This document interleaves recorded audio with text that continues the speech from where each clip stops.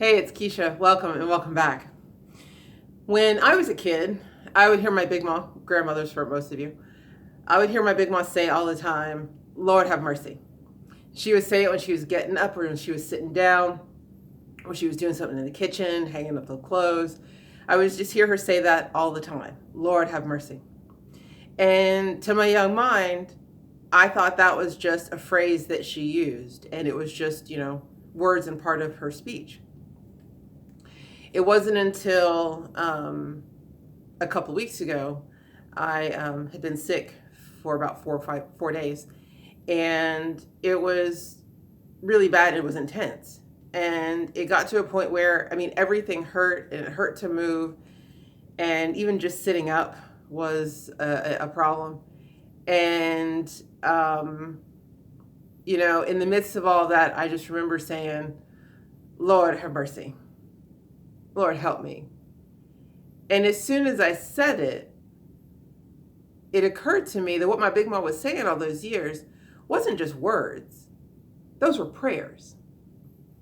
And I've always believed that if someone has gone through something and overcome it through prayer, they have sown a groove and, amassed a certain amount of power about that issue. And so if you are going through something similar and they pray for you, or if it reoccurs for them and they pray again, those prayers have exponential power. And when I realized that my big mom's words of Lord have mercy weren't just words, they were prayers, and I thought about all the years and all the times that she would have said it and how she leaned on that and lived on it, I was just so touched and overwhelmed by the richness of that legacy. And it had me thinking about, what prayers are. And so I thought I'd take a moment to share with you and talk with you a little bit about, what prayer is and what it can do for you. So Catherin Ponder says, prayer then is the studied and practiced skill or ability to cause good things to happen in one's own life through one's own indwelling principle. In the Aquarian Gospel of Jesus the Christ, Salome teaches us that God speaks to hearts apart, and hearts apart must speak to him, and that is prayer. A little bit later, she goes on to say, prayer is the ardent wish that every way of life be light, that every act be crowned with good, that every living thing be prospered by a ministry. And if you want a word on what prayer will do for you, I can't think of one better than Psalm 91, verse 1. He that dwelleth in the secret place of the Most High shall abide under the shadow of the Almighty. And there are so many different types of prayer, but what I wanted to focus on was the prayer of decree, because those prayers are like handles of power. And I figure that that's the best place to start when we want to navigate this existence. And so while power can be wielded in many ways, our focus right now is on the spoken word and why it's important to speak prayers out loud. And we speak them out loud because that's how we bring ideas down from ether into reality. When we breathe holy breath over our words by giving voice to them, we give our ideas weight and form. And this is what allows them to come into being. That's why we say we're going to speak it into existence. Our spoken words also set up a vibration that breaks through negative thought. Because when you give voice to a new thought, your mind's chatter starts, and it starts giving you reasons why that new thought is wrong and why it's not worth it. And all of that is an effort to bring you back to the negative pattern that has been comfortable. And what's important there is to take note of the chatter, because that's information about what you need to release and resolve, but you still want to come back to the higher new thought. And so after the stress and the strain that I think we've all been under these last couple of years, It may be, um, it may be that a new tack is called for.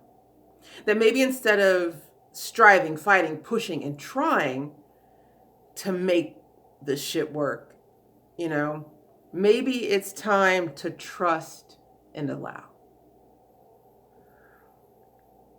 Maybe it's time to trust in the Lord, who will give you the desires of your heart.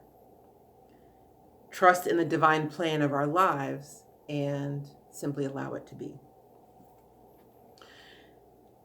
When you declare that you are open to receiving the next step in the divine plan of your life, that's when you begin to draw to you all that you need to make your life perfectly complete and permanently perfect.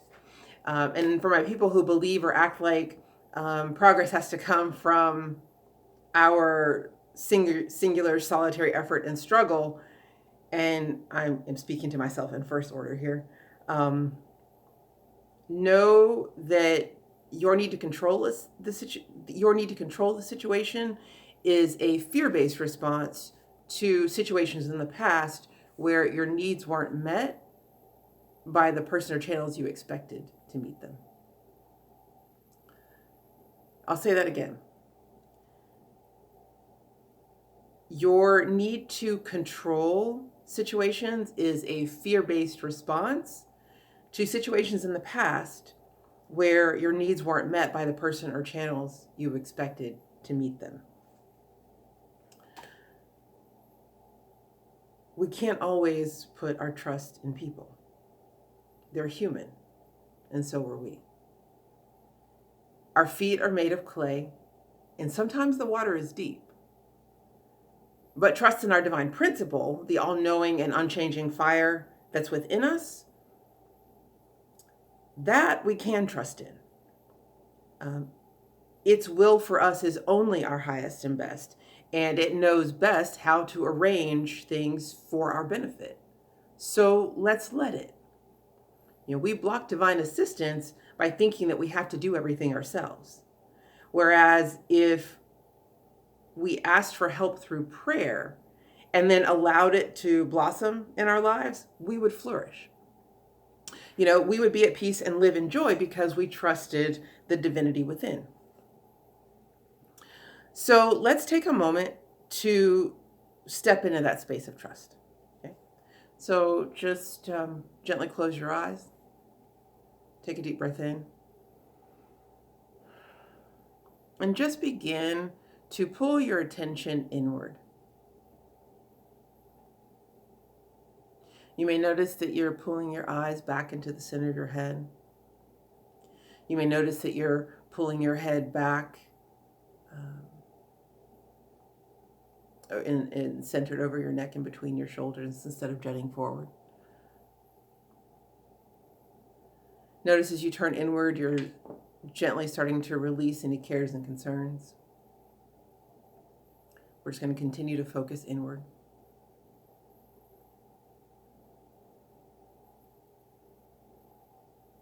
Now I want you to begin to move down deeper inward into the heart space.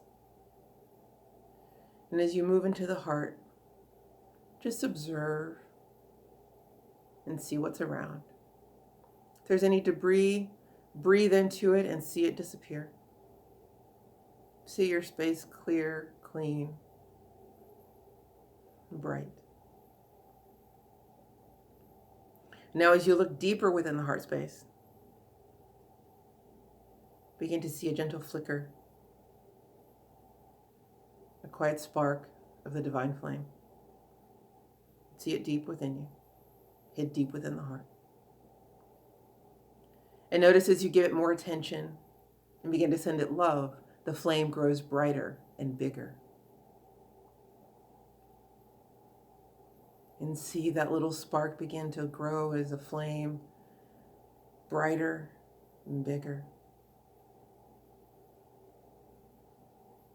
You feel the slight warmth of the flame.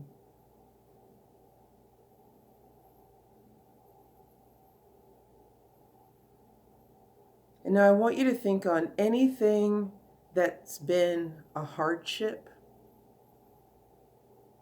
a point of contention, a source of shame or embarrassment, any resentment or criticism, any trouble, restlessness, concern, worry, or frustration.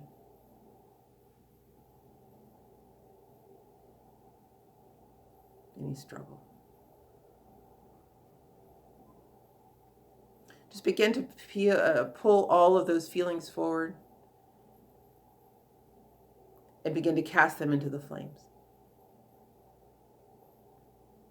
And notice as they touch the divine spark, that divine flame within, they instantly disintegrate as if they were nothing.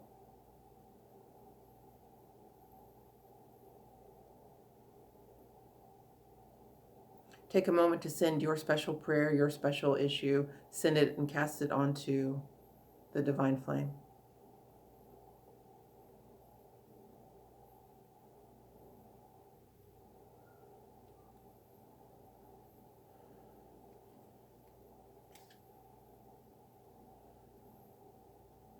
And breathe.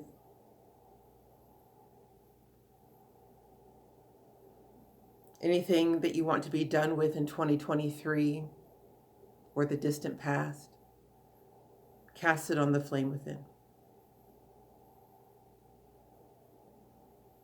And see the flame moving through it. And feel yourself free and light. Breathe. Now feel the divine flame growing ever bigger and ever brighter.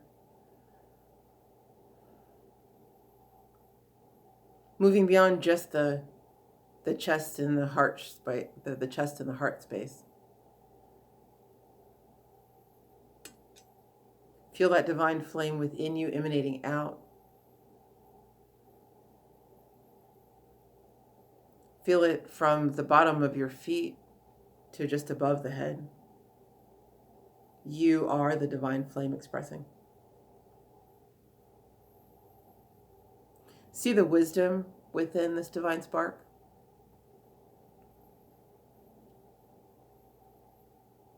Notice how it moves. Notice how everything is in order. Things are unfolding in divine order. See the wisdom in that. And feel the attractive and magnetic power of the flame as it draws to itself all the resources, all the people, all the substance that it needs to make successful your way in endeavors.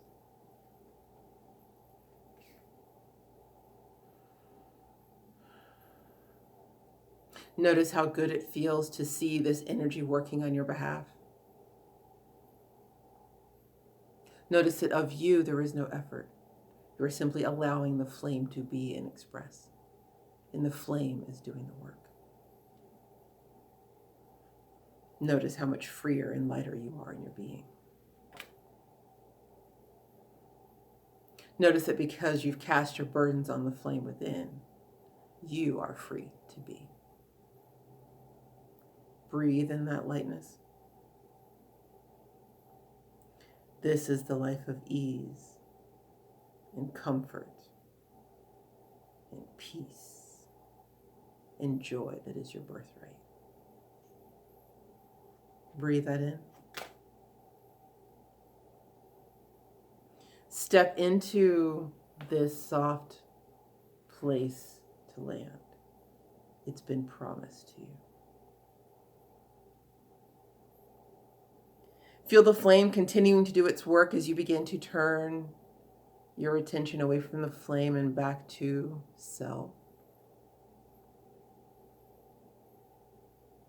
Begin to turn your attention back to your body, back to the breath.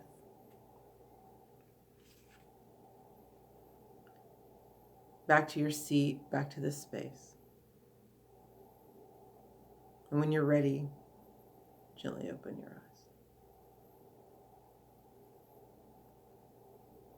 Normally this is the time of year when we would be talking about meditating on a word of power.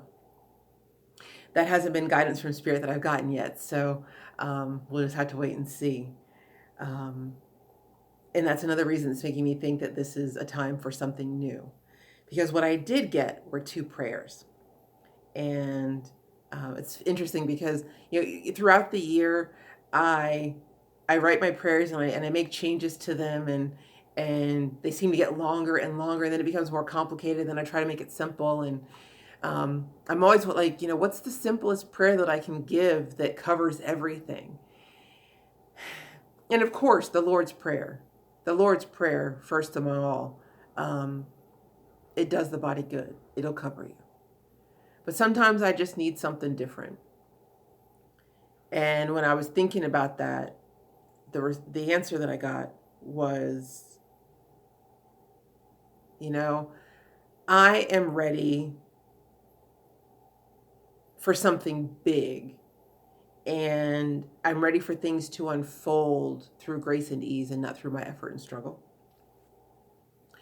And so my 2 prayers for this coming year are, not my will be done, but thy will be done. And thank you, God, it is done. Thank you.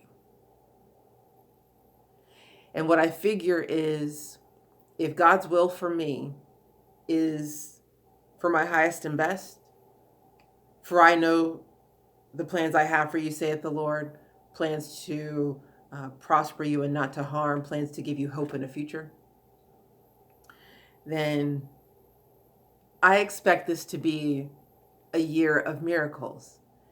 And I'm ready to live my life in exploration of that. That just sounds so inviting and exciting to me. And so, what are your prayers going to be? Leave them in the comments below. We can inspire each other. You all inspire me. And so I will be back in 2024 with even more in store. Until then, I say Happy New Year. Be safe. Have fun. I love you. And I'll see you soon. Bye.